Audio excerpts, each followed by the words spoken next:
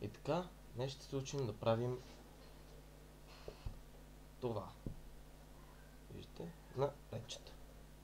Хубаво е да си измиете обувките и да си изперете връзките. Нещо, което аз не съм направил и се извинявам. Сега, първо трябва да хванем връзката. Ето, хващаме за двата края. Отпъваме хубаво.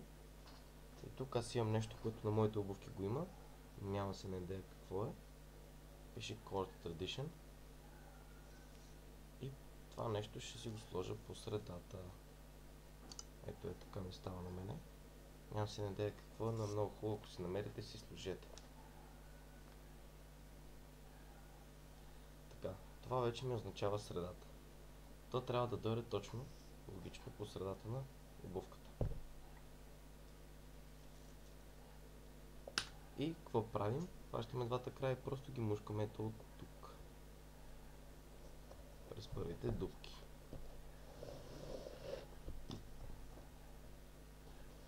И ето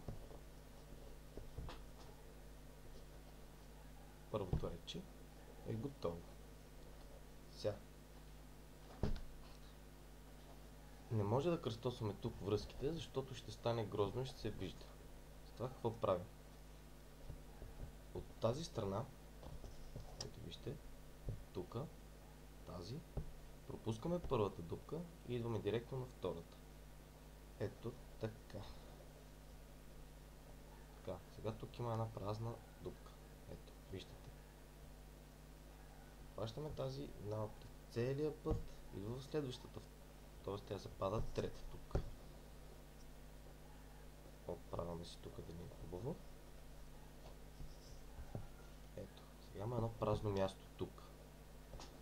Това празно място не е хубаво. Сещате се.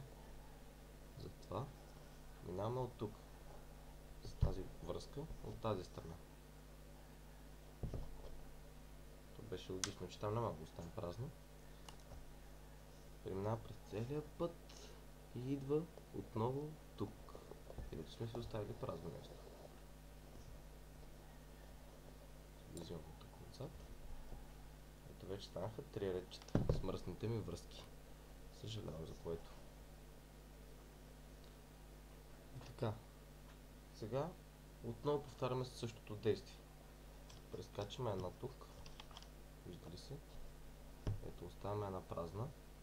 Е тази. Тя се изкри. Оставяме я празна. Прескачаме от другата страна. И в съответната дупка от другата страна. Штрак. След което с тази връзка тук по абсолютно същия начин. Където останало попълваме. Как се вижда? Така. През целия път. И така. Мъчих се да измисля как да запълним и тези две дупки, но се сетих, че всъщност няма смисъл, защото като дигнете езичето, ето. Сега може отзад да ги завършите. Някак. Вие си знаете, всеки си знае как си връзва връзките. Въпреки че за този случай не е задължително. Върхте го и готово. Сега не ви трябва даже да ги развързвате, само запъхате краката и започвате.